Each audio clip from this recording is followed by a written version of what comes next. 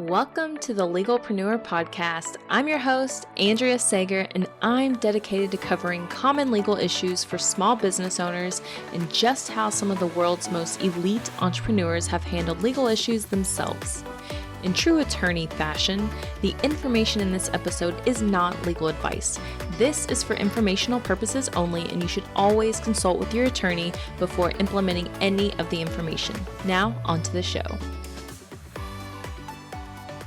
Hello. Welcome back to the Legalpreneur Podcast. You guys, this has been such a whirlwind of a couple of weeks, but today I have a great episode coming your way because it's something that gets asked all the time, and it has to do with LLCs and trademarks. And I've touched on this before, but I just want to reiterate the importance of the differences between LLCs and trademarks.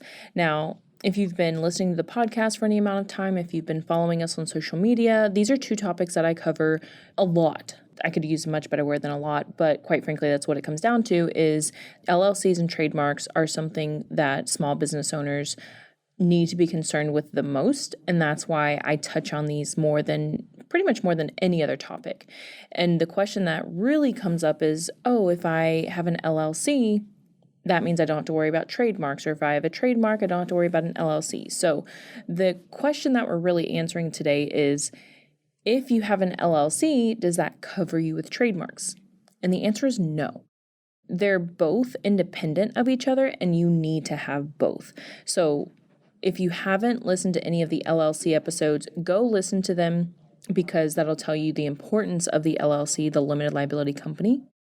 The reason why you need to have an LLC and a trademark is because they provide two different protections. So an LLC, a limited liability company, this is limiting your personal liability. That's it.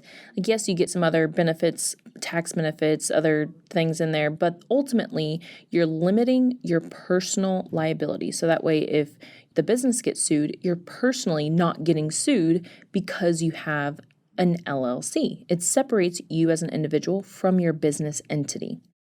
The reason why people get it confused with trademarks is because every state will refuse an LLC if it has the same name of another entity, whether it's an LLC or a corporation. So that confuses people and makes them think, I already got approved with my state, I'm good to go, I'm approved with the name, but that does not give you federal rights. And as an online business owner, you have to be concerned with federal rights, which means countrywide. So if you're in Texas and you get approved for the LLC, let's say the name of your LLC is ABC LLC, just because you got approved in Texas doesn't mean that you're not infringing on somebody, because there could be an ABC LLC in California or in any other state. It could still mean that you're infringing on somebody else's trademark. So just because you get approved for the LLC in your state doesn't mean that you're not infringing on anybody. So that's something very, very important that you need to understand. Just because your state approved you for an LLC, it does not mean that you're not infringing on somebody else. Trademarks are a completely independent process from LLCs. Getting started with the LLC, obviously that's a great step and it's a great starting point, but you cannot neglect the trademark process. I see all too often people get approved for an LLC and they're like, I don't need to worry about trademarks because I have the LLC. Well, it honestly has nothing to do with trademarks. And on the other hand, let's say you get refused for ABC LLC in your state because there's already ABC Corporation in your state. Well, does that mean you would be infringing on somebody else's trademark? No, it doesn't. So even if you do get refused with your state for the LLC name, that does not mean you are infringing on somebody else's trademark, because let's say you are ABC LLC for a clothing boutique and the ABC Corporation is for a manufacturing company. Well, if you've listened to any of the trademark episodes, you should know about the different classes of trademarks. And trademarks are filed according to different classes of goods and services. So because you're a clothing boutique, they're a manufacturing company, they're in two completely different categories. So you're probably not infringing on their trademark, even though the state is refusing your name.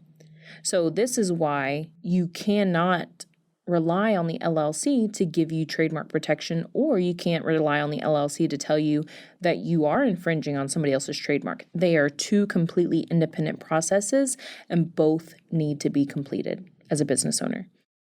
So what do you do if you file the LLC and you get denied? And if it's not actually trademark infringement, all you would have to do at that point is pick a different LLC name. I tell people all the time, you could literally name the LLC XYZ LLC and then file a DBA, which is doing business as. Some states just call it a fictitious business name. You just file that and then you're good to go. But of course, you want to make sure that you're not infringing on somebody else's name. So if the LLC gets denied, you just pick a different name and then you file the DBA underneath that, which would be owned by the LLC. But no matter what, you need to have the LLC to make sure you are personally protected from any liability. And then you need the trademark in order to ensure that you own the rights to your business name across the country. I know this is a lot, you guys. I know that it's scary as a business owner, but I promise it doesn't have to be scary. And the sooner you take care of this stuff, the sooner you will have that peace of mind that you need to know that you're protected in your business. If you guys have any questions, don't hesitate to reach out. You know that I'm always here for you. Email me, Andrea@andreasager.com. Shoot me a DM on the gram. You know I'm always there. And let me know what you like best about this episode. Please share it with your friends. I would love to have many, many more listeners to help them out in their business journey.